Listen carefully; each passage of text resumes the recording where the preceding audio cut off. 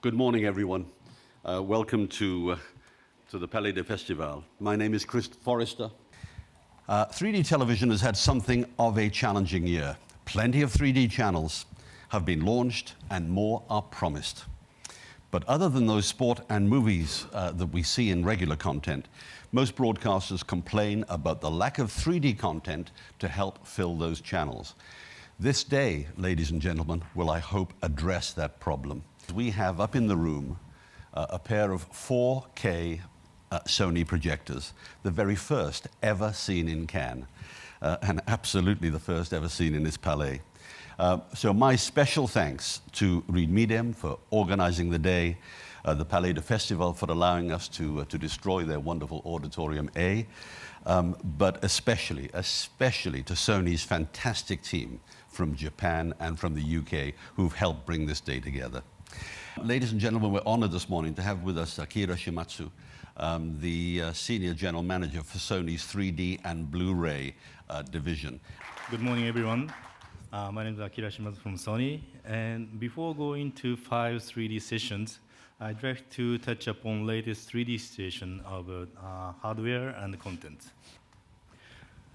So these photos are, actually I have shot within this 1 or 2 months. And those are the storefront of TV Corner worldwide. So as you see, in many countries, TV Corner 3D is the main push. Then how 3D TV is selling? So these charts shows 3D ratio against 2D TV and in each territory. So within this half year, 3D ratio keep increasing. And for example, in Japan, it reached already to 70%. Third vendors of the glasses can easily make compatible universal glasses. Those glasses are for the main TVs, but we also have diversified 3D viewing styles. So even personal usage, we don't need to compromise in the small screen size, and we can really enjoy high-quality picture by wearing this. Another one is the 3D home projector. So there are so many variations to enjoy 3D. And then contents. There are so many 3D contents category, like movies and games and broadcasting and network. More than 20% revenue of last year box office is made by 3D movies. This means without this 3D movie, movie company couldn't grow. So since 3D is a driving factor for their sales increase, they keep producing 3D movies. So produced number of movies are increasing to 50, and this pace will continue next year. Movie is one of driving category of 3D, but another big category is sports. Like football, soccer, FIFA and UEFA, and each country's league broadcasting their play in 3D. Some are really making 3D as a business, but some are not yet. So we have this 3D forum today, and we'd like to encourage content trade among broadcasters, and also we'd like to make very cost-effective way of production of 3D, and we talk about 3D broadcasting. So by those ways, I think many broadcasters can enjoy 3D as a business. And another factor is how to make a very attractive 3D. And we just announced one-piece type of camcorder in 3D, shoulder type and handy type. And even consumer 3D handycam that is shooting full HD picture per eye. So we can use those variation of cameras for more attractive and mobile shooting of the 3D programs. And of course, more penetration of 3D TV at home and 3D projector at theater. Those are the hardware companies' tasks that we are going to do. So to really enjoy 3D as a business, we need a multi-industry effort. So many industries are involved in this 3D. So by those industries' joint effort, we'd like to make a world that each industry can enjoy 3D as a good business. Thank you very much. Mr. Shimatsu, thank you very much. Thank you, Mr. Shimatsu. Mr. Shimatsu has set the scene very well for us today. Things are coming together. Broadcasters are really gearing up for 3D in every way. And we've brought 4 of those broadcasters together for you this morning. Could I invite up onto the stage, please, John Cassie, Sky B's Director of 3D, Cosetta Lagani from Sky Italia, Mr. Hiroki Nakashima from Fuji in Japan, Fuji BS in Japan, and last but by no means least, Mark Ringwald from 3Net, the US dedicated 3D channel. John, tell us what Sky in the UK is doing in 3D. We have had, in many ways, a kind of a pretty outstanding first year. We have, our highlights have included more than 150 live sporting events, the first ever BAFTA for a program in 3D, and the world's first live broadcast of an opera in 3D. So it's a solid start in anyone's book. And over that time, we've learnt a lot about 3D, both in terms of what's gone wrong as well as what's gone right. Now, during the course of the last year, 3 things have emerged as being absolutely critical to good 3D: stories, people, and partnership. As with all TV, the story is absolutely everything. When we're approached with any idea, we always ask the following questions. What is the event? What is the story? Why should the viewer care? And why should they watch? If we get good answers to those, then, and only then, do we start talking about 3D. If you think that 3D will paper over the cracks of a substandard narrative, you're wrong. It will fail, and too many producers have tried this, and it isn't wise. However, if you combine fantastic storytelling with 3D, the potential to impact on an audience is extraordinary. But you have to be prepared too that quality stories do sometimes come at a cost. What we want to do is work with the best in front of camera and behind camera. So in many ways, this comes down to a mindset. In the early days of every new broadcasting innovation, there's always a need for people who are willing to turn their backs on the conventional way of doing things and start again. Almost overnight, completely different demands were made of experienced production staff, be they behind the camera or in the gallery.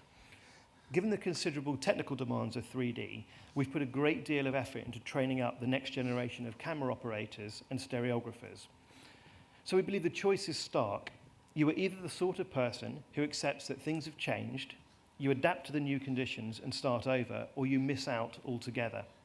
But if you are creatively able, if change and progress excites you, and if you work damn hard, then 3D represents an amazing opportunity.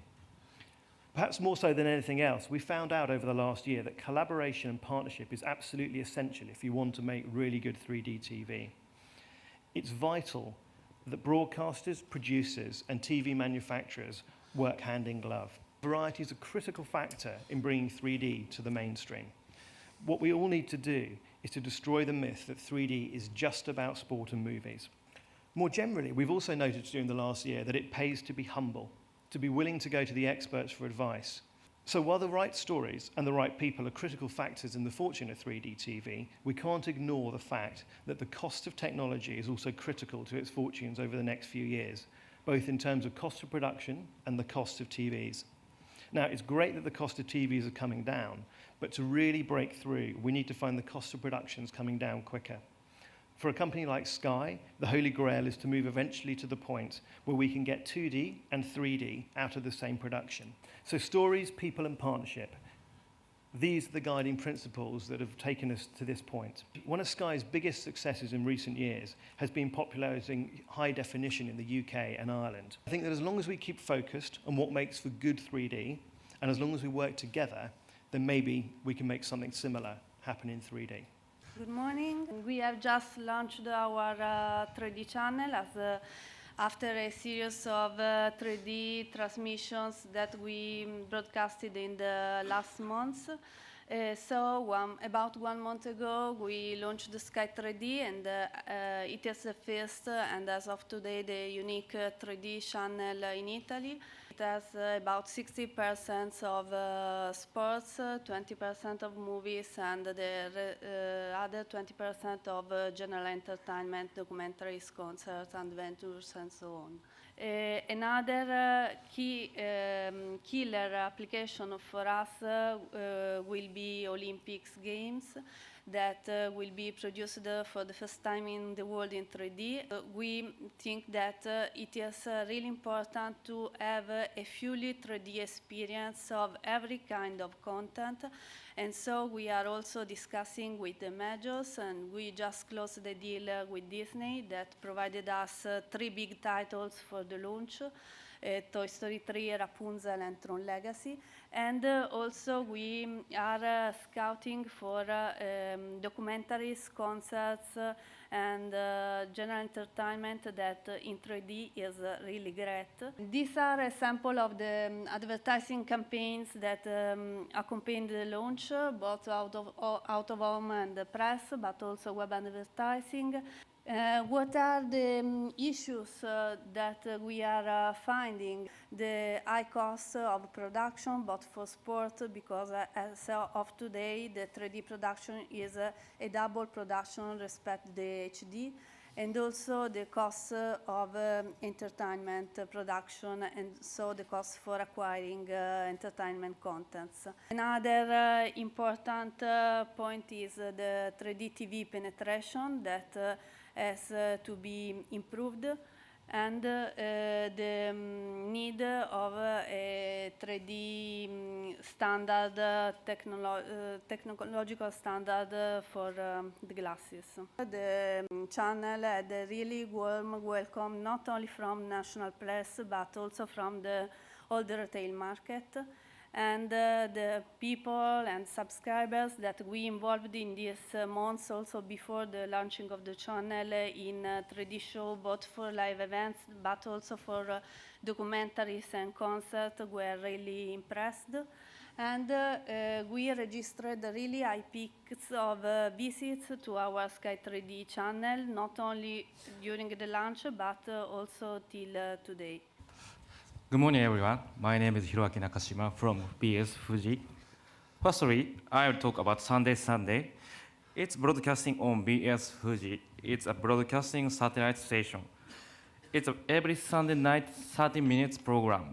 In Japanese, 3D reads Sunday, so we broadcast it on Sunday. Each episode covers a single theme from various genres such as traditional culture, nature, music, sports, and wildlife. Some episodes are devoted to introducing our latest 3D content, such as movies, games, and 3D gadgets. Why we are broadcasting 3D programs at commercial station, which is not a 3D channels. I think 3D channel is broadcasting for people who own 3D capable devices and actively seeking 3D contents. Equal contribution to the growth of 3D content and 3D devices makers is lower, but commercial broadcasting station for people who are not actively using 3D devices or don't have it, but see these programs stimulating audience wants for more 3D content, want to purchase 3D devices, but more want to subscribe to 3D channels. So I think contribution to the growth of 3D content and 3D devices market is high. By showing 3D programs in general broadcasting station, subscribers of 3D channel will increase. So we need cooperation of 3D content with each stations. And 3D content such as movies and games increase dramatically.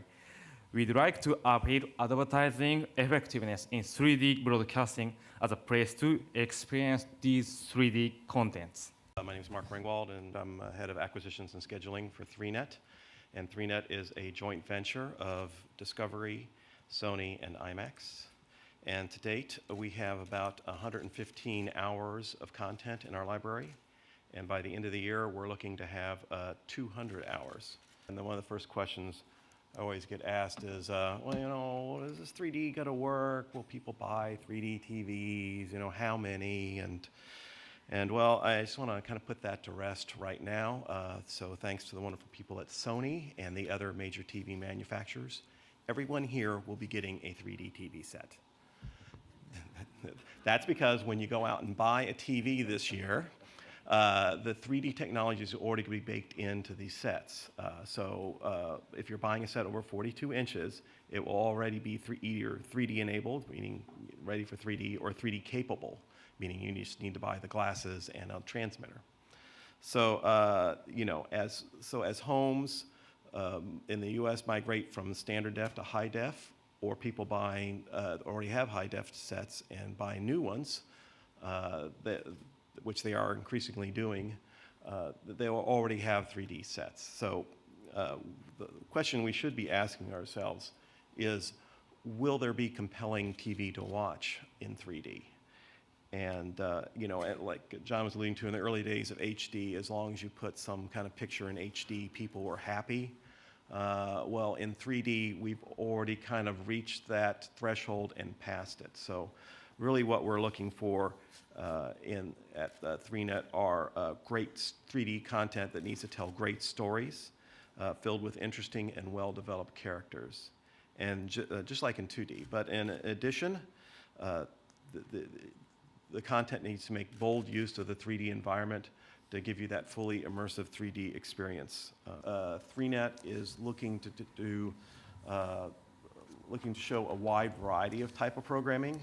We're not just going to be wildlife, although that's an important part of our background. It will be a more broad-based entertainment network, and that same diversity goes for our acquisitions as well. And that would be one of the questions we ask you early on, just like we ask you about the story and the characters involved. We're going to ask you why in 3D. So come up with a good answer on that. And lastly, you know, another question always being asked is, you know, what are you specifically looking for? And to be honest, I don't know. I'm kind of relying on you, the creative community, to come up with a great new idea in 3D, because I think we've only scratched the surface and the possibilities are limitless. Thank you. Our next panel is going to look specifically at 3D production. We'll have Chris Cookson from Sony Pictures here to present to you, Joe Sermon from the BBC Worldwide, and Stéphane Millier, a French production expert. But first, can I ask Graham Howe to come up to the podium? Hello, everybody. Thanks a lot for joining us today. As Chris said, my name's Graham Howe, freelance cameraman, stereographer. Been doing camera work for 20-odd years now. Can't believe it's passed that quickly. And the 3D, it's been about 3 years, which again, I can't believe how quickly that's passed, and it's still hanging in there and moving on at a great pace. Beginning of the summer, I had a call from Sony Europe in England to see if I'd be interested in working on a test shoot for the BBC on their flagship show, Antiques Roadshow. It's one of the big shows for the BBC. It's on a Sunday evening, prime time slot around 8 o'clock. Typical viewing figures of around 6.5, 7 million. So it's a big show, big show for the BBC. They probably sell it on worldwide. And they now are looking at possibly taking it into 3D. So when I had the call from Sony, I thought, well, it's going to be another shoot like we normally do with a mirror rigs, couple of mirror rigs maybe. Be very slow for us. You know, we'd need a rig day. We'd, you know, have all the usual complications that we do have with a typical shoot with a mirror rig. Mainly being able to move the rigs quickly to another location, which I know, having seen the Antiques Roadshow, it's not all shot in one position. About 3 weeks before we actually did the shoot, I had a phone call from Ian Davis at Sony saying, was I interested in involving the new Sony TD300, which is basically the new Sony dual lens camcorder, shoulder mount camcorder, very portable, which certainly a mirror rig isn't. And I said to Ian, you know, I'd be very pleased, you know, be honoured to use it. I said, you know, would it be possible though to see some test footage first? And he said, well, that's where the problem is. We haven't got any test footage. So I said to him, well, the problem we've got then is we need to get hold of this camera, of which he said, well, there's only one of them in the world. So again, I said, right, well, we need to see something from this camera before we start.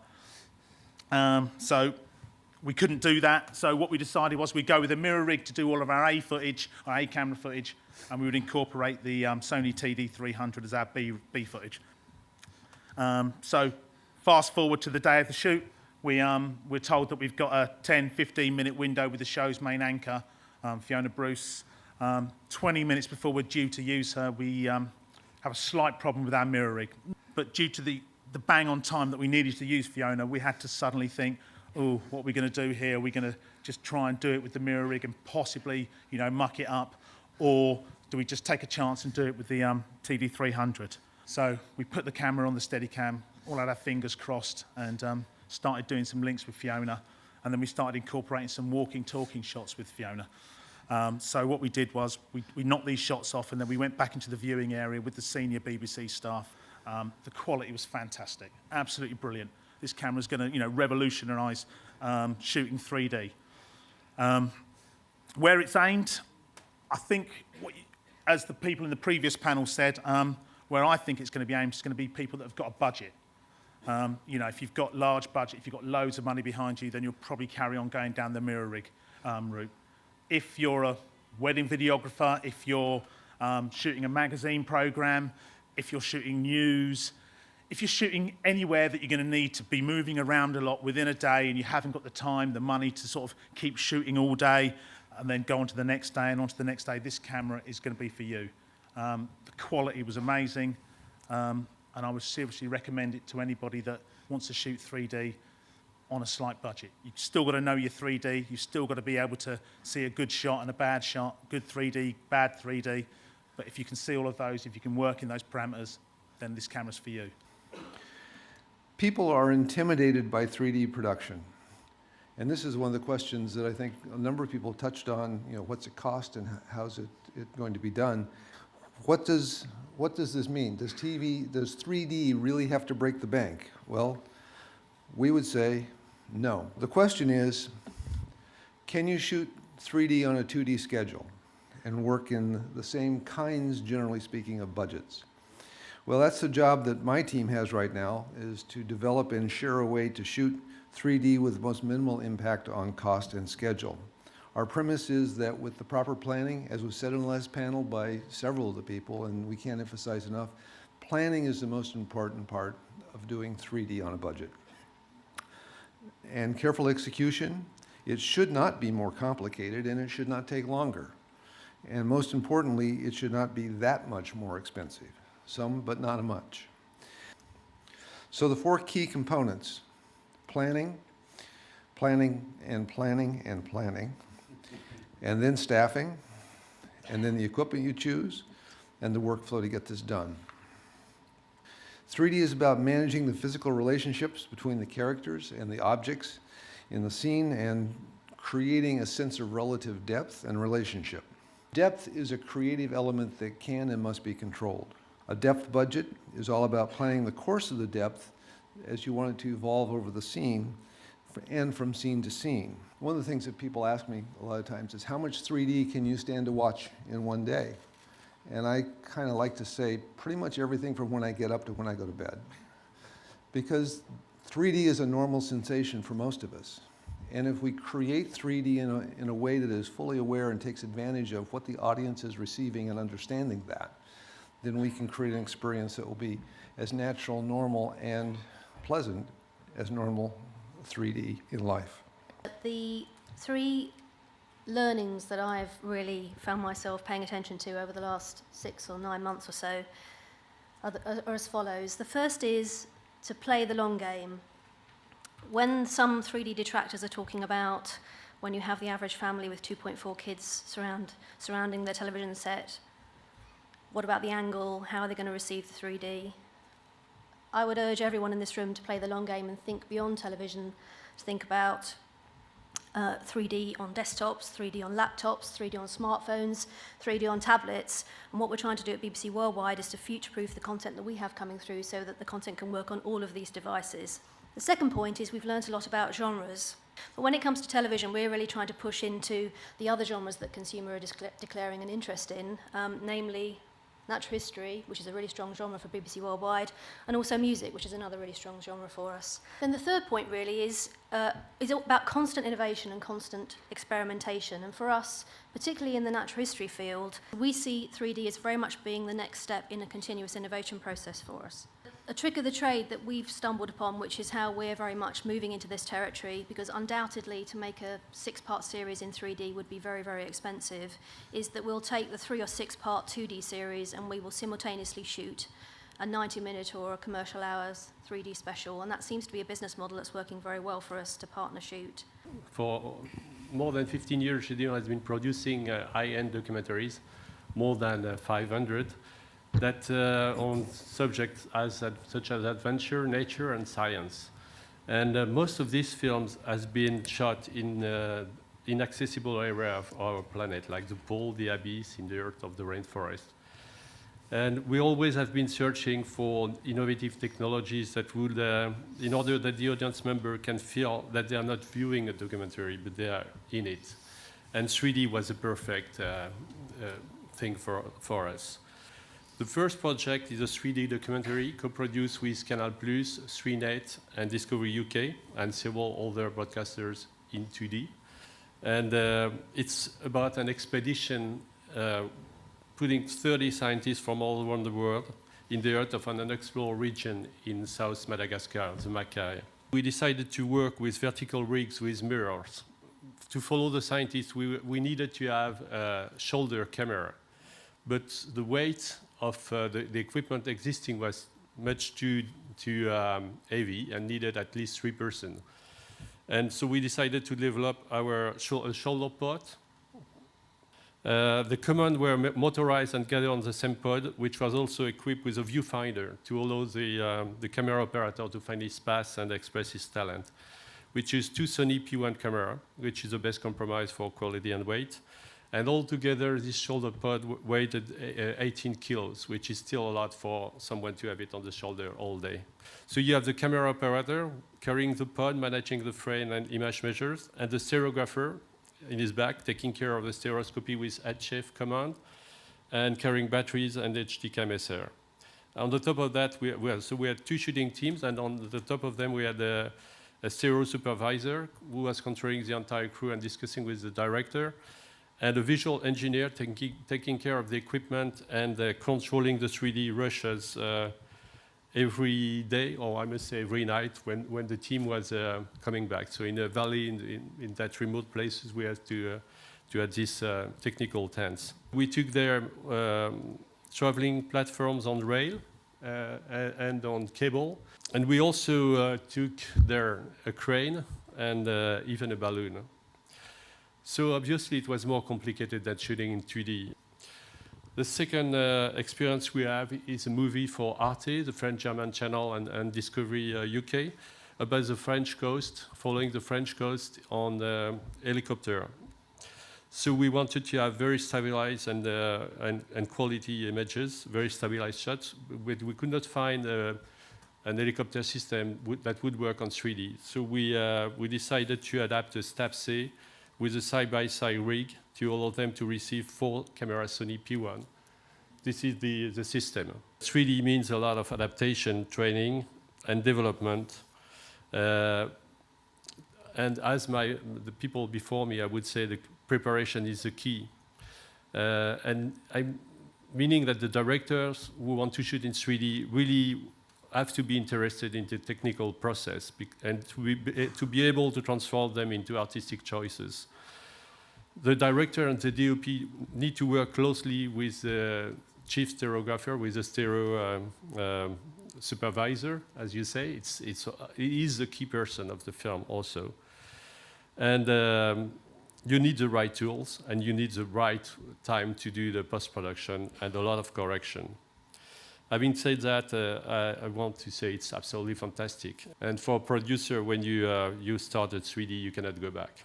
Well, thank you. It's now my happy duty to hand over to Jonathan Tunstall, who's going to look after the sports element. So 3D sport continues to dominate the premium 3D content industry, certainly in terms of hours. And we're going to have a snapshot of that today.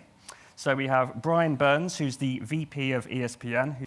But first we have David Bush, who's the Marketing Director of Sony Professional Solutions Europe. Good morning, everybody. I'm just going to go a little deeper in the few minutes I've got here to talk about what goes into producing something like the Wimbledon Championships. But it was actually the FIFA World Cup that led directly, as it happened, to the Wimbledon project. We were approached by Wimbledon following the World Cup in South Africa in 2010, and to cut a story short, we agreed together to produce this year's 125th tournament in 3D for the first time, and to take that live to the world. Lots been said about production. I'll say a little more about production now, but one of the considerations, of course, in a project like this is that it's live. So there's no time to get things wrong. It has to work first time, and that adds just another layer of challenge and excitement to the event.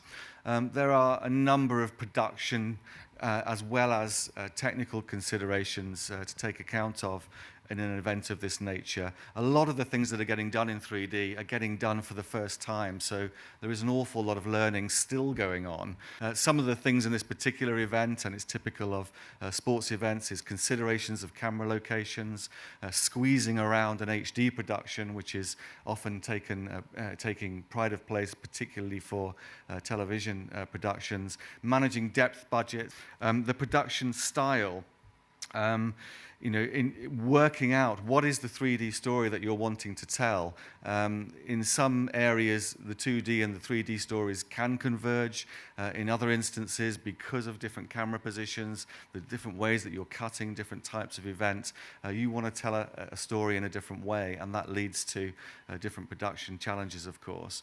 Graphics and analysis that runs over the core pictures, of course, is also a 3D consideration. And linked to the fact you're telling a different story, we had different commentary teams on the 3D production than those being used on the 2D production, because you're talking to different shots, you're talking to different angles. In other words, you're talking to a different story. All of that meant we took the decision to set up a full technical and production trial in May, a month ahead of the event itself, in order that we could work through in a kind of quasi-live scenario some of those considerations. Many technical considerations, I won't go through these in detail, but added to things like which rigs, which cameras, which points are successful in terms of 2D to 3D conversion. There were, and there are, for any event, I think, always specialist needs to be taken consideration of. In this case, a key part of modern tennis, at least in the major tournaments, is the analysis of whether a ball is in and out. That uses a technology called Hawkeye. And so we used a 3D variant of the Hawkeye technology for the first time on this production. And there were many instances of where we needed to consider what we were doing for large screen and small screen in parallel. So we are at the point where we've done year one. We are looking ahead to doing more in year two, but as a matter of fact, we did achieve our goal to take that live to 10 broadcasters and 175 cinemas. We had a number of technology firsts on the project. Besides the facts and figures, what we feel is most important is that the qualitative experience was one that we had widespread feedback that it enhanced the experience, whether people were watching that on televisions or in cinemas. And that is, of course, something to build on as an experience and, most importantly, as a business. At ESPN, we love to go first when technology allows us to better serve sports fans. We did that with high definition. The question for today is, will the history of high definition repeat itself for 3D TV? We announced ESPN 3D at the Consumer Electronics Show in Las Vegas in 2010. And by 2:30 in the afternoon, the phrase ESPN 3D was fifth in the world in Google search. It is likely that strong interest from around the world had to do with that because, as I think you know, we launched in 2010 with the FIFA World Cup. On Saturday night, just a night or so ago, we completed our 160th live telecast, a college football game. As to what we have done beyond football, for those of you who love football, as we call it, we have carried the World Cup and the World Football Challenge, basketball, boxing, the Summer and Winter X Games of extreme sports, the Masters Golf Tournament, and tennis from Wimbledon. But it's very much worth noting that our business is different from producing movies in 3D. I suspect that even the most dedicated ESPN 3D viewer doesn't give a lot of thought to what has to happen to bring it all together. This certainly isn't like producing a movie at all. And I had to smile when Chris Cookson, my friend, was talking about color passes and depth passes, making changes. I got to thinking about that when he said it. In a college football game, if a quarterback throws an interception at the 20-yard line going in, and somebody runs it back 80 yards for a touchdown, we have to react like that. And I mean the entire crew. Producer, director, audio, camera, stereographers, it's like that. There is no time to color correct. There is no time to sweeten. It's 3D on the fly. We're not playing defense here. We've got the ball and we're going to push it down the field with over 60 million available to households. And that number right now is running ahead of our HD tracking from early in the same years. We believe the time to go on the offense is right now. The opportunity, it's right in front of us. Sometimes I think we may have hit the on-ramp about a year early, but along the way we've all certainly learned a lot in the last year. At the end of the day, the next generation of television is within our grasp, all of us. From top to bottom, be it Jim Cameron on one side and Joe Fan on the other, it's right there. So on behalf of all my colleagues back in the States at ESPN, we thank you for the opportunity to say hello today. We thank Sony for bringing this together and urge all of you to come on this journey to provide television viewers with 3D, the best that television has to offer. Thank you very much. We're going to move straight on now to 3D new cinema content. Now, obviously, the digital cinema revolution meant that films, not just films, but other events such as sports and ballet could be delivered across the cinema network. And part of that, of course, is 3D. And the three people on this panel will be able to talk a little bit more about that and where the 3D aspect comes into this connection between television and digital cinema. So we have David Collishaw from Sony. We've also got Austin Shaw, who's the co-founder of a company called Omniverse Vision. And of course, we have Marlene Songin, who is the Realty Vice President of Cinema for Europe, Middle East and Asia. So we'll start off with David Collishaw from Sony. Thank you.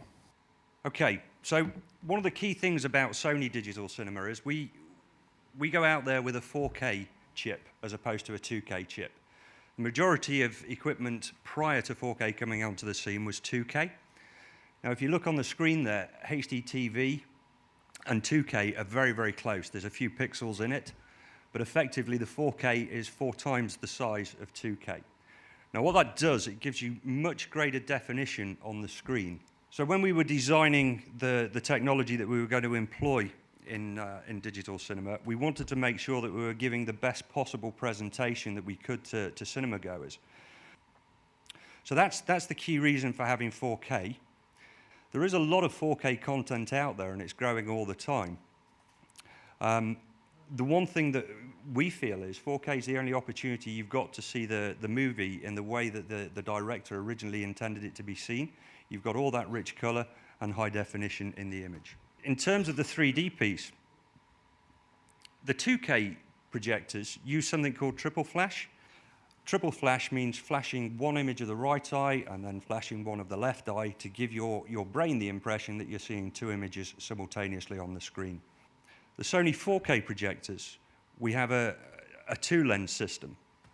And what that means is, because we've got the 4K chip, we can split the chip into 2 and simultaneously have 2 2K images on the screen. So you're seeing full frame rate on the screen. Beauty of that, it's exactly the same as you're looking at me now and I'm looking at you. We've got 2 eyes and constant images. There's no flickering going on. We term it as being much easier on the eye and find that there's less fatigue when you're sitting there watching a movie for long periods of time. We're all about delivering the best digital entertainment experience that we can in this space. Hence the reason for going for a larger chip and going for a different 3D system to the others out there. At the end of the day, we want people to experience the best they can, and we feel that with 4K and 3D on 4K with our partners in Real D, that we're really presenting that. Thank you for your time. We'll move on to Austin Shaw from Omniverse.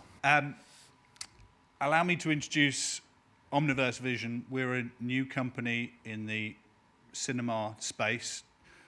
in what has been termed alternative content. We don't particularly like that description, but it's event cinema.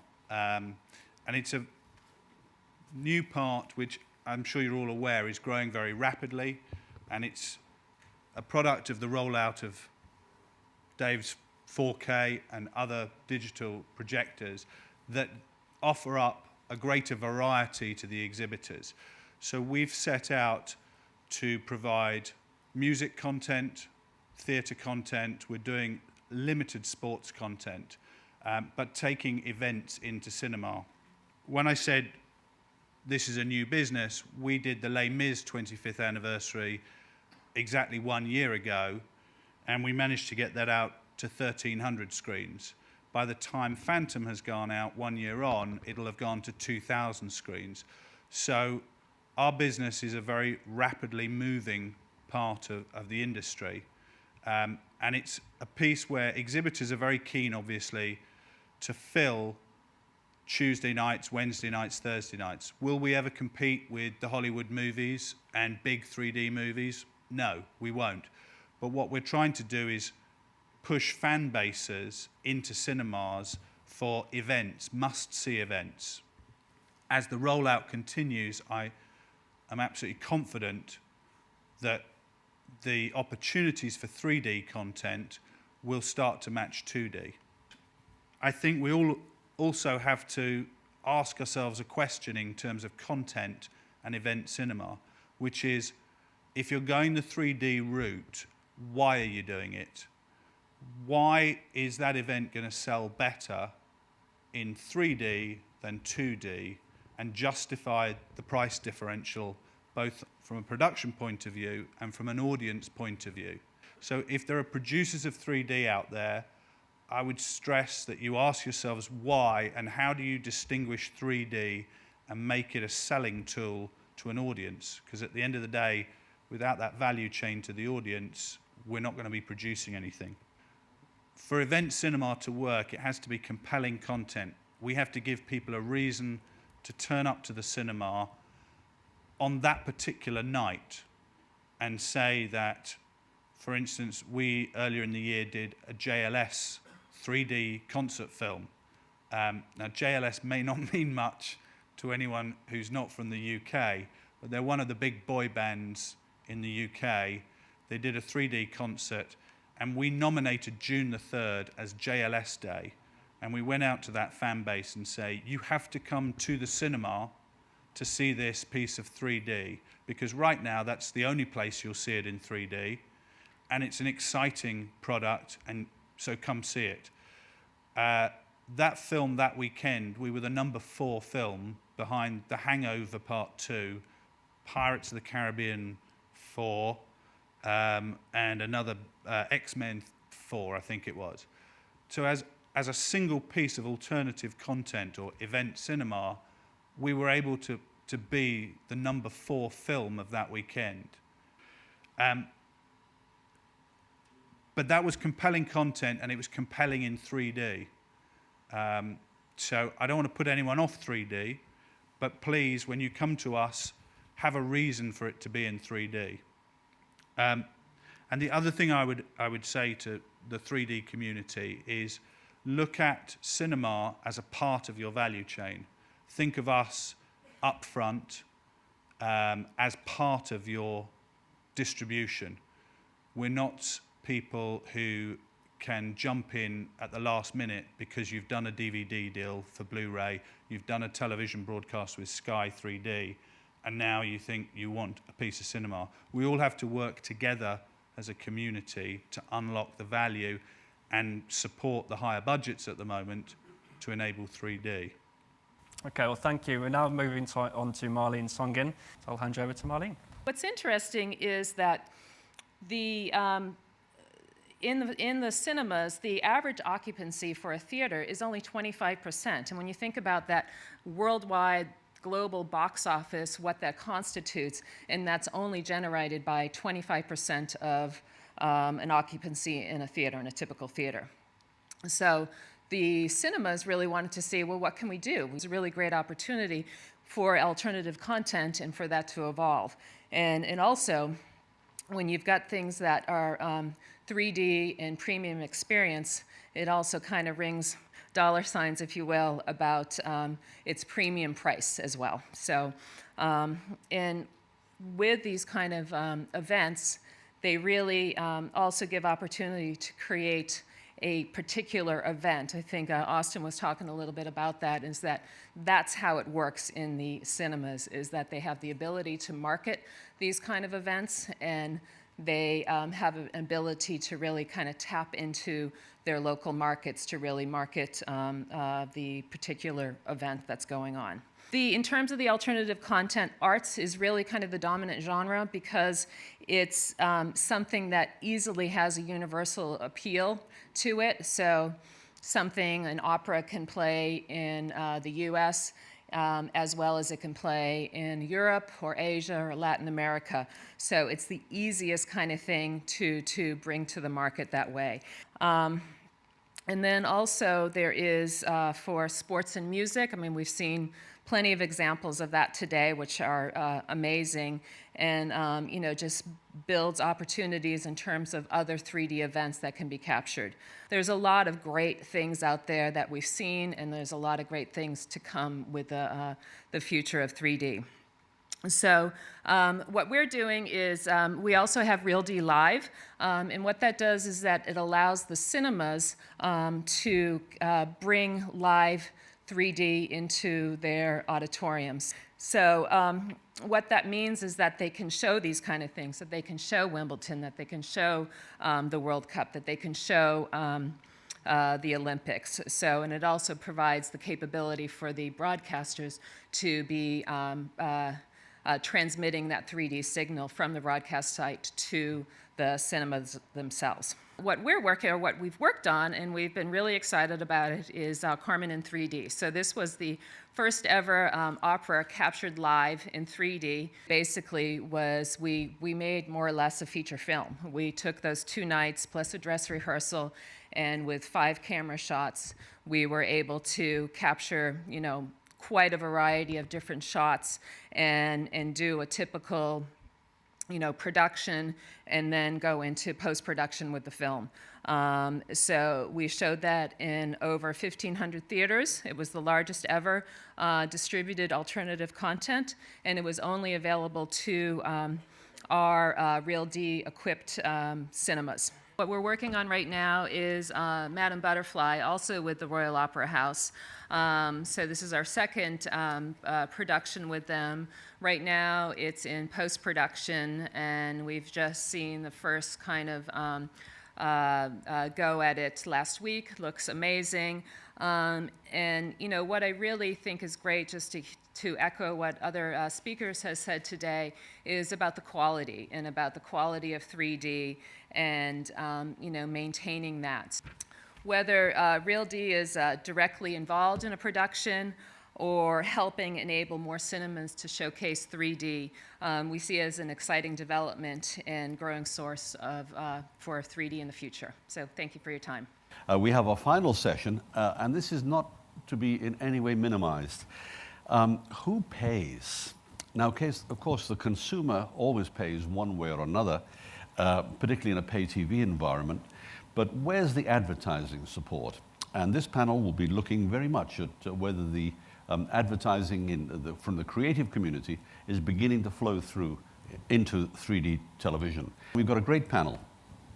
Marcus Aha, who is a director of Aha Media, founder of Aha Media. Matthew Bristow, senior producer from ViewD at Prime Focus. And finally, but not least, Ruth Cartwright. Ruth is from Maxis Global, broadcast account director. So Marcus, let me ask you to start your presentation, if I may. Yes. Just a short introduction of our company. We are founded in 2009 as a post-production company, but then evolved into shooting and doing live production as well. These 2 years of experience, we have gained a lot of different experiences with technologies, creation matters, organizational matters, and also economy and business matters in 3D. And this leads me to 2 fundamental theses about working in 3D on a daily basis. The first one is about genres. If you do work in 3D every day, you need to work on on all kinds of genres. You need to be able to work with cinema. You need to be able to work with corporate and commercial productions. TV formats are very important, of course. Event formats and live formats is something you need to be able to do as well. So pretty much any short or long format is something a 3D producer has to be able to work with. Now, why is that? The reason is not one single format is economically reason enough to exist, because especially in Germany, the advertisement sector is still too small in 3D. Same for the TV market. Second thesis is not only you have to be able to work with the genres, different of all kinds, but you also need to know the technical workflow of all these different genres. That is because 3D productions are far more complex than 2D productions technically, and there's a lot of novelties in the development of tools and also in development of personnel and training that you need to do in order to do a proper 3D production. In my opinion, in the advertising, in the 3D advertising, communication is the biggest challenge at this point in time. In conventional 2D advertising, you have a very clean command chain, let's say, or food chain. In 3D, you have a new department. It's the stereography department. These are the guys that take care that the 3D is right, that the impression of the picture is clean, that you don't get a headache and so on. And these people need to talk to everybody in the whole food chain in order to get to a proper result. So they have to be able to talk to the agency about the idea. Do you really want to shoot at night? Do you really want to shoot only half a day for a 3D production? Do you think your idea is perfect for 3D content? They have to talk, of course, to the production company about the tools they need, about the personnel they need to book. They need to talk about the director and the DOP to set up the shots. And it's good if they have the opportunity to talk to the client as well, to make him understand what 3D is all about. So as a conclusion, I can say that after 2 years of experience now, working in 3D basically means you have an exciting new technology, you have exciting new visual concepts you have to develop. You need a lot of open-mindedness on all sides to work on a good workflow, and you need to communicate more than you ever did before. So that's my message to you guys. If you want to produce advertising in a high 3D quality, communicate more than you ever did before.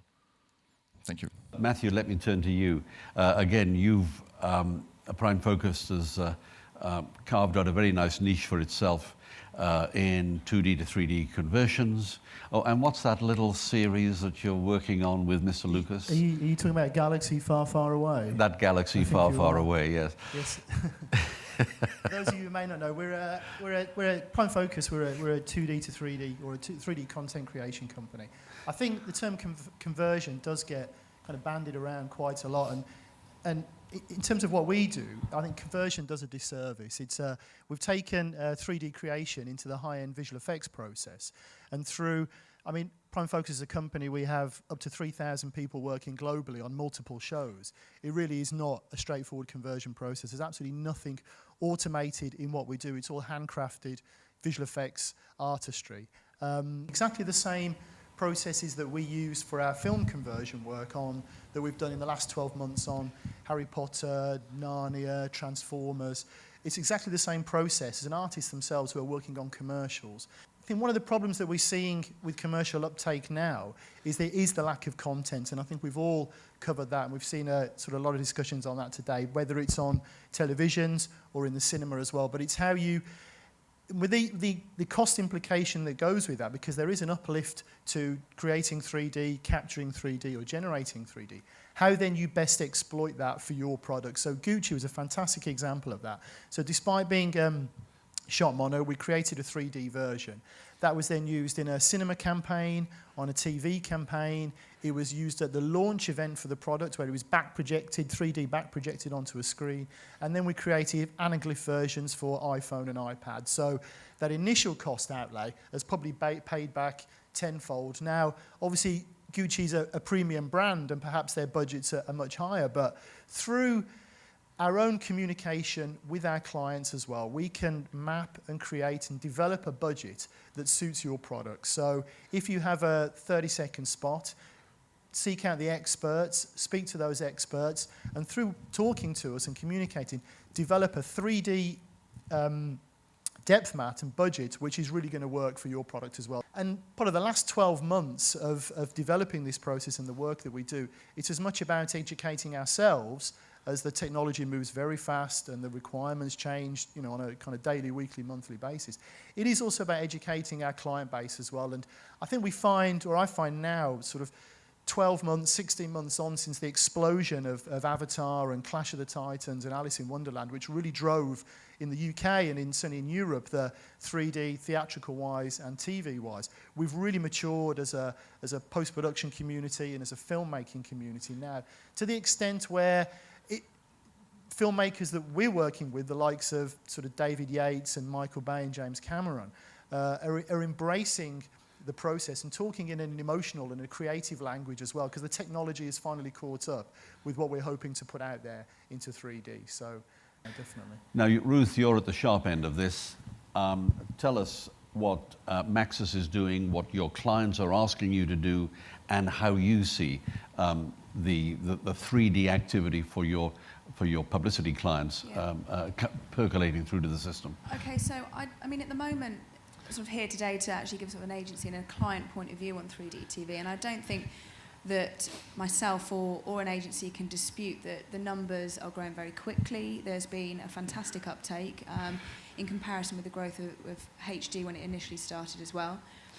But, you know, the viewers, the consumers that are driving this, they are the ones that are getting excited and sort of taking this on, and it's been a fantastic opportunity, and I think it will continue to be so. But I think there's definitely challenges, something Matt's touched on already, and initially with the numbers that we're looking at, we've had sort of discussions of between 140,000 to 150,000 Sky homes taking up 3D. Now, as you just mentioned, we need to put that into scale. That's a very small number in relative terms to HD and sort of wider TV audiences. So that sort of initially causes us sort of issues as an agency, because we need to be able to evaluate that audience. That's not an unsurmountable problem. It is something that sort of a year, 18 months down the line will of course have been addressed. I think another area is also the fact, we need to be platform agnostic. At the moment, it's very much, we've gone from cinema to TV. We're looking, and it's being looked at, but mobiles, tablets, that's fantastic. Yes. Sky and the BBC really pushing the content, and with Sky sort of investing the levels that they are, and also the producers of that content, that's great news for us as an agency and for our clients as well. With 3D TV, I mean, as an agency and as a group, as part of Group M and WPP, we're hugely supportive of 3D TV. It is obviously an area that is very innovative. There's so much creativity and so much being invested into the actual programming and content, which is fantastic to see. Sort of clients within our agencies, someone like Mercedes, who've already created 3D adverts. Just for TV? Just for TV, yeah. And so they've done that specifically with Sky back in sort of May 2010, so we're at the forefront of creating something like that. At the moment, certainly a challenge for us is an area that there needs to be more transparency for us to be able to go back to clients and for them to understand what they're paying for, why they're paying for it. And I think currently there's quite a difference between, perhaps one creative agency is saying there's a premium of 10%, then that can go up to as much as 30% elsewhere. It's not that I would dispute that there is a cost attached. Clearly there is. That's not what I would question. It's just that there needs to be a little bit more clarity on what that should be. Ruth, in guiding your clients, that they should be doing and they should be considering 3D, what sort of advice are you giving them? Yes, it's prudent to do it, but if the audience is only a couple of 100,000 TV sets today, and might only be 1 million TV sets this time next year, or 1 million active TV sets, how can you convince them to square that circle? I think at the moment, with, you know, as you mentioned, there's only sort of a 150,000 homes with Sky that got 3D. There is an element of it is still small, but we're looking towards the Olympics next year. That's going to be filmed in 3D. Motivating. It's Yeah. very motivating, Sure. not only for the viewer and the consumer, because it's going to become so much more mass. As a result of that, clients are then going to be interested themselves. So it's a case of, with any new media, any new medium, you will always get the premium brands, or those brands that want to get involved straight away. They want to have the media first. So, you know, your Gucci premium brand, your Mercedes car, they will always be there first. And I think the other clients within our agency and as a group, they're the people that we want to be talking to, you know, your everyday FMCGs, your everyday detergents and your shampoos, because as soon as we get clients that are perceived as everyday involved in this, then the market will grow considerably. And it's a case of us saying to them, you know, this is something that will take off, is growing very rapidly, and you know, there's no reason for them to find it daunting or pull back from it, because it's something that they should be doing. My name is Ted Barakos. I'm Director of Market Development for Reed Needham, and I have the privilege to make the closing statements for this unprecedented day of sessions and screenings, creating a new 3D entertainment experience. Now, the purpose of this program has been to educate the MIPCOM audience as to the latest advances in 3D broadcasting as well as content, and we've seen some spectacular examples of that. But we wanted to do this without exaggerated hype. Sometimes get criticized a little bit that making too much of 3D, and we wanted to focus on something that would give you a greater appreciation that 3D is a true cost-effective opportunity. It's one with very exciting creative potential, but it's really, most importantly, we're moving from initial stage to reality, and I think that theme has come out during the day. On behalf of the entire MIPCOM team, I want to thank our distinguished speakers, the contributors of the amazing content we've seen today.